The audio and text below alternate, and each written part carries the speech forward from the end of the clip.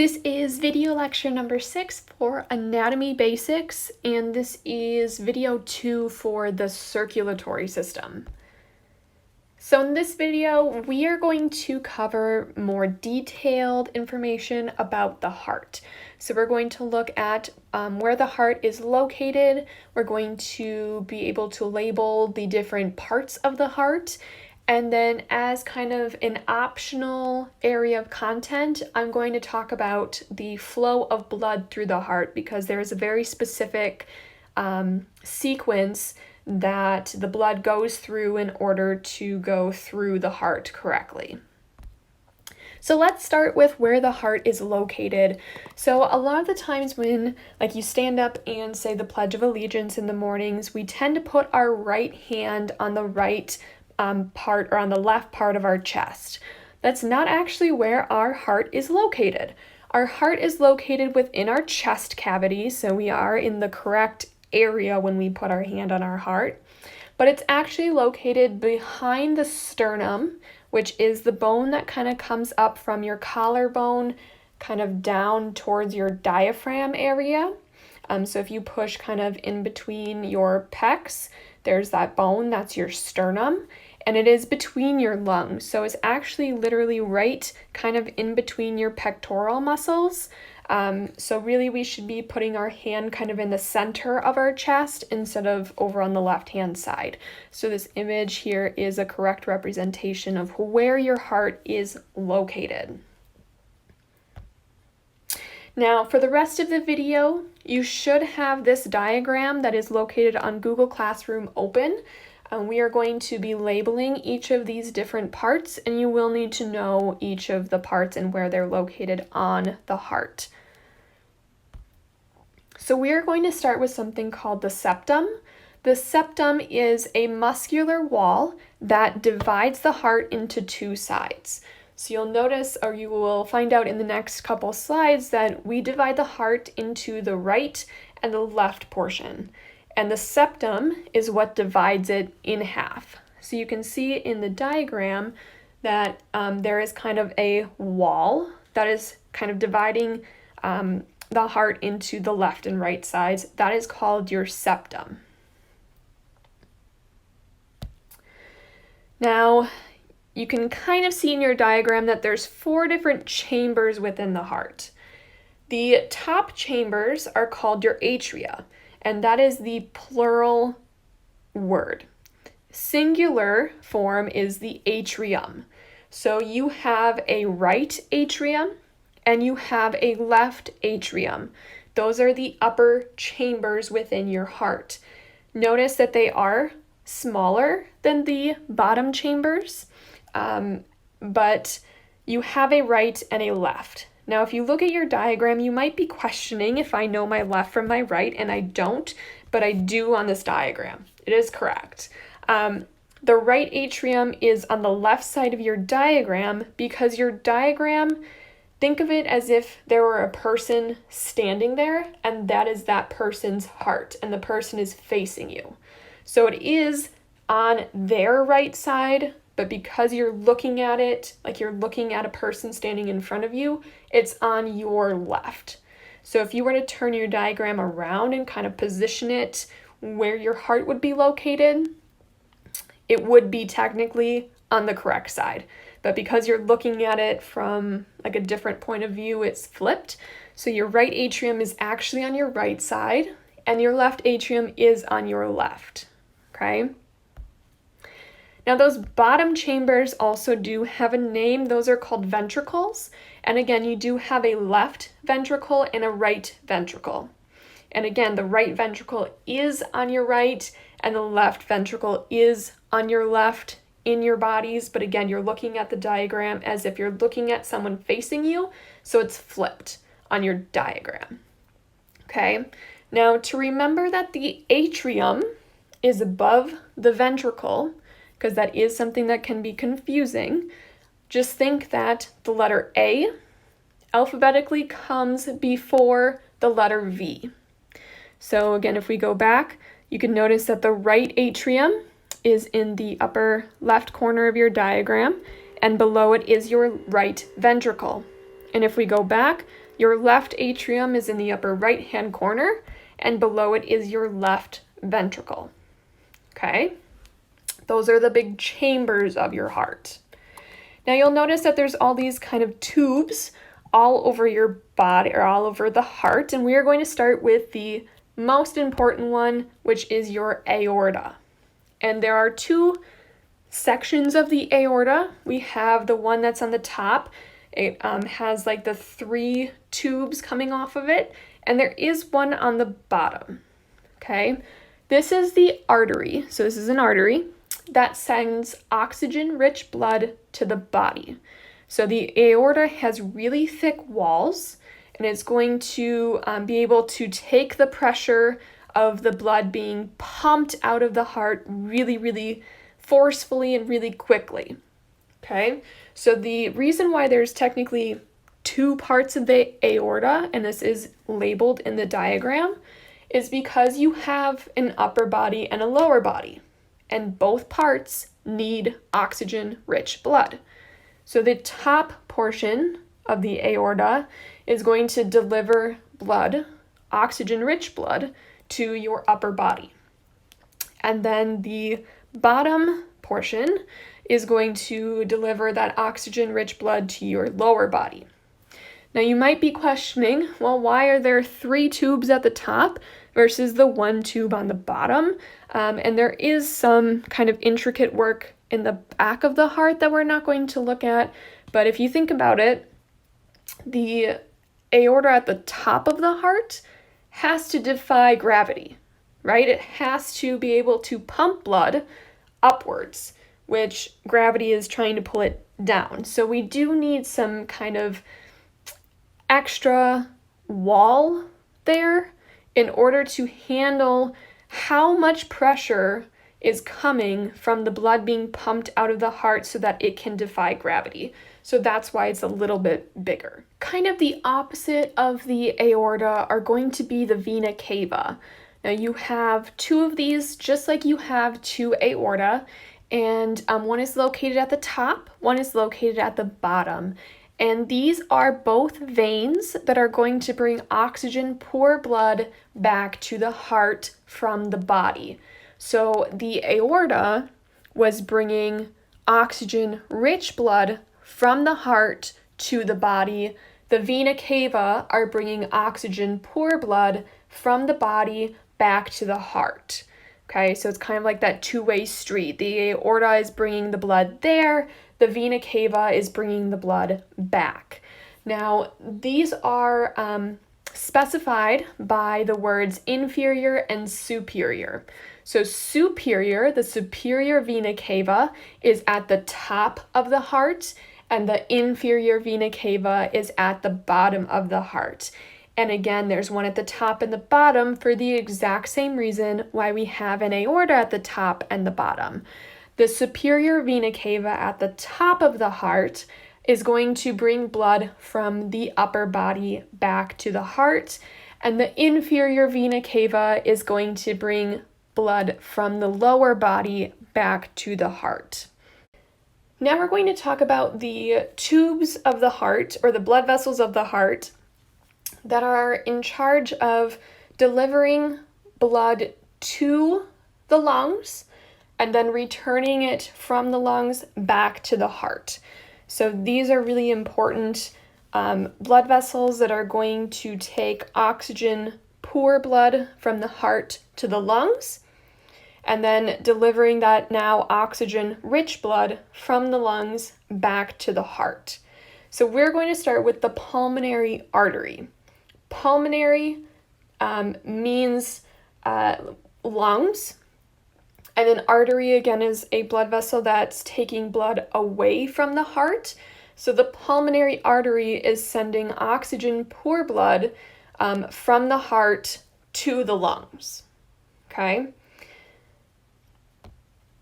And then the pulmonary vein, again, pulmonary means lungs. Vein is bringing blood back to the heart.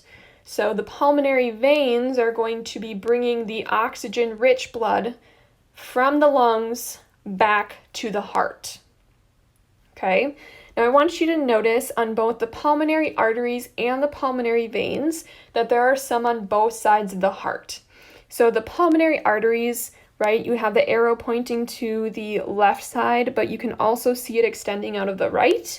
And then with the pulmonary veins, the arrow is pointing to the right side, but there are also those two little blood vessels sticking out of the left atrium that are also considered pulmonary veins. So there are pulmonary arteries and veins on the left and the right side of the heart. Now let's think about why that is. How many lungs do you have in your body? You have two, right? You have one on the left side of your body and you have one on your right. Your lungs are both going to be used to oxygenate your blood.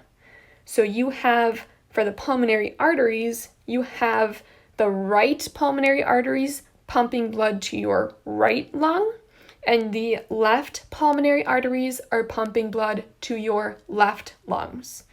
And then likewise, your left pulmonary vein is bringing blood back from your left lung, and your right pulmonary vein is bringing blood back from your right lung. Okay, so that's why there's some on both sides. Now we're going to talk about something called cardiovascular disease. This is a fancy word for heart disease, and this is, and has been for a very long time, the number one cause of death in the United States. The most common forms of cardiovascular disease that you might have heard of, we have coronary heart disease, heart attacks, arrhythmia, where your heart kind of beats abnormally, and heart failure. Okay, these are the number one causes of death in the United States. So people are not very heart healthy in this country. Some risk factors of cardiovascular disease. So these are things that can increase your chances of getting cardiovascular disease. Your age. So as you get older, your risk for cardiovascular disease increases significantly. Smoking. If you smoke, obviously that's going to increase the risk of heart disease and obviously a bunch of other diseases as well, especially your lungs. Males tend to develop cardiovascular disease more often than women do, but that is not saying that women don't develop it. A poor diet, especially highly processed foods, is going to increase your risk for cardiovascular disease. High blood pressure and high cholesterol diets are also going to increase your risk. And then lastly, a sedentary lifestyle, meaning that you have a lack of exercise in your daily lives, is also going to increase your risk. So all 7 of those are going to increase the chances for heart disease in your lifetime. So some ways that we can prevent dying in this way, obviously don't smoke. That's a huge factor. Being active, just 30 to 60 minutes of light activity 3 to 4 times a week can significantly decrease your chances of heart disease. I actually just read yesterday that a single hour of aerobic exercise can increase your lifespan by 2 hours.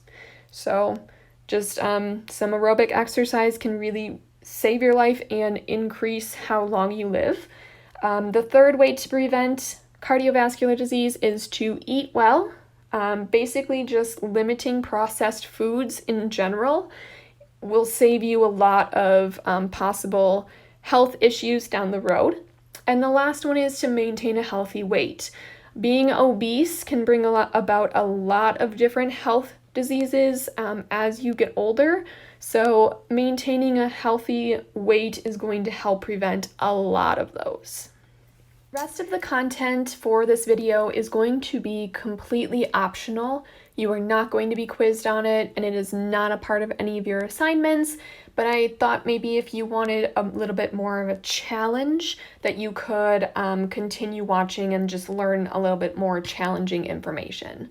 So the rest of this video is going to cover the 4 heart valves that are located within the heart, and then the actual flow of blood through the heart, body, and lungs in the correct sequence. So to start, there are 4 valves within the heart whose job it is to prevent the backward flow of blood. Okay, we want the blood, oh my goodness, to flow efficiently through the heart, the lungs, the body, because if there's any sort of interruption, that means that our body is not efficiently getting oxygen where it needs to go, and it's not efficiently getting waste away from the body to be expelled in a timely manner, which could be potentially fatal if it's bad enough. So the first valve we are going to talk about is the tricuspid valve that is located between the right atrium and the right ventricle. So this is going to prevent blood that is in the right ventricle from going backwards into the right atrium. The next valve is the pulmonary valve that is located between the right ventricle and the pulmonary artery. So that is going to prevent blood that is in the pulmonary artery from going backwards into the right ventricle. And then the third valve is called the mitral valve, or you might also see it as the bicuspid valve, that is located between the left atrium and the left ventricle. So it prevents blood from going from the left ventricle backwards into the left atrium. And then lastly, we have the aortic valve, which is located between the left ventricle and the aorta. So that is preventing blood in the aorta from going backwards into the left ventricle. Now we are going to talk about the order in which the blood flows through the heart, the lungs, and the body. This is something that you would need to know if you take anatomy and physiology in the future. And again, this is not going to be, I'm not going to quiz you on it. It's not a part of your assignment. It's just kind of extra challenging information for those who want it. So to start, we are going to start with oxygen-poor blood in the body traveling through the inferior vena cava and the superior vena cava into the right atrium. Okay, so this is blood. Let's think about blood in your feet and maybe in your head that is now oxygen poor. It now contains carbon dioxide and other waste products. It is going to travel through the veins, also known as your eventually it's going to get to your superior vena cava from the blood in your head will get to your superior vena cava. There we go. And the blood from your feet will eventually get to your inferior vena cava and enter into your right atrium. And again, this is oxygen poor.